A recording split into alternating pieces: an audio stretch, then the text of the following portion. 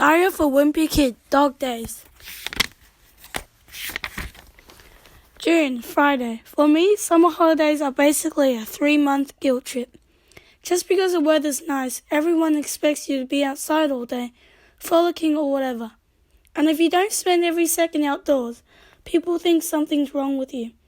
But the truth is, I've always been more of an indoor person. The way I like to spend my summer holiday is in front of the TV, playing video games with the curtains closed and the lights off. Unfortunately, Mum's idea of the perfect summer holiday is different from mine. You should really let some sunlight in here. Mum says it's not natural for a kid to stay indoors when it's sunny outside. I tell her that I'm just trying to protect my skin so I don't look all wrinkly when I'm old like her. But she doesn't want to hear it. Mum keeps trying to get me to do something outside, like go to the pool. But I spend the first part of the summer at my friend Rowley's pool, and that didn't work out so good.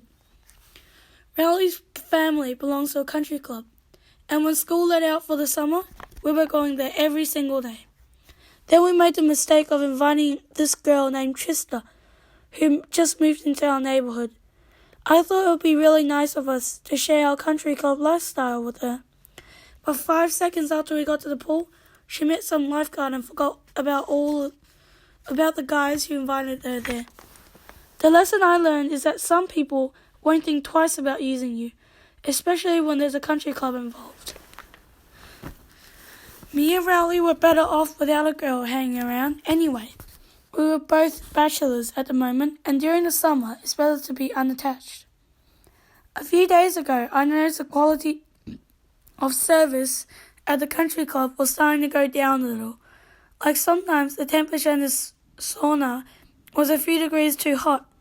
And one time, the poolside waiter forgot to put one of those little umbrellas in my fruit smoothie. I reported all my complaints to Rowley's dad, but for some reason, Mr. Jefferson never passed them on to the clubhouse manager, which is kind of weird. If it was me who was paying for a country club membership, I want to make sure I was getting my money's worth.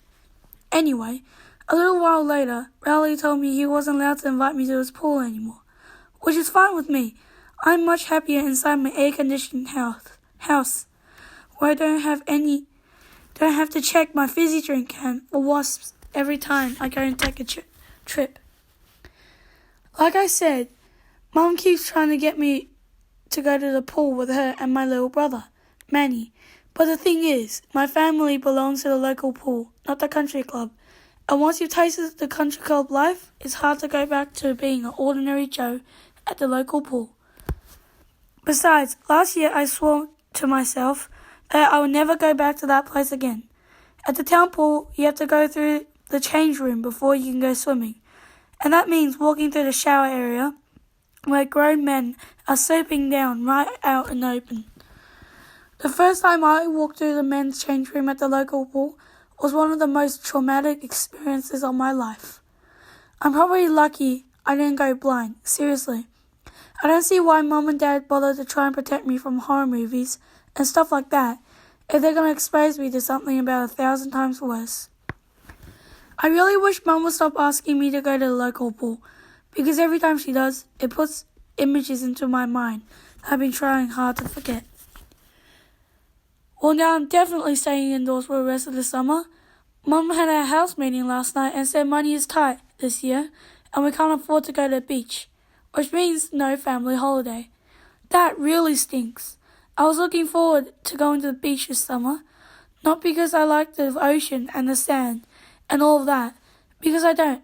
I realized a long time ago that all the world's fish and turtles and whales go to the bathroom right there in the ocean. And I seem to be the only person who's bothered by this. My brother, Roderick, likes to tease me because he thinks I'm afraid of the waves. But I'm telling you, that's not it at all. Anyway, I was looking forward to going to the beach because I'm finally tall enough to go on the cranium shaker, which is this really awesome ride that's on the foreshore. Roderick's been on the cranium shaker at least 100 times. And he says you can't call yourself a man until you ride it. Mum said maybe if we save our pennies, we can go back to the beach next year. Then she said we'll be able to do a lot of fun stuff as family, and one day we'll look back on this as the best summer ever. Well, now I only have 2 things to look forward to this summer. One is my birthday, and the other is when the last Little Cutie comic runs in the paper. I don't know if I've ever mentioned this before, but Little Cutie is the worst comic ever. To give you an idea of what I'm talking about, here's what ran in the paper today. Daddy, is Ranger Scott sweating? But here's the thing. Even though I hate Little Cutie, I can't stop myself from reading it. And Dad can't either. I guess we just like seeing how bad it is. Little Cutie has been around for at least 30 years. And is written by this guy named Bob Post. I've heard Little Cutie is based on Bob's son when he was a little kid. If I eat this green bean, will his mummy and daddy be sad? But I guess now that the real Little Cutie is all grown up, his dad's having trouble coming up with new material. A couple of weeks ago, the newspaper announced that Bob Post is retiring, and the final Little Cutie is going to be printed in August. Ever since then, me and Dad have been counting down the days until the last comic runs. When the last Little Cutie comes out, me and Dad will have to throw a party, because something like that deserves a serious celebration.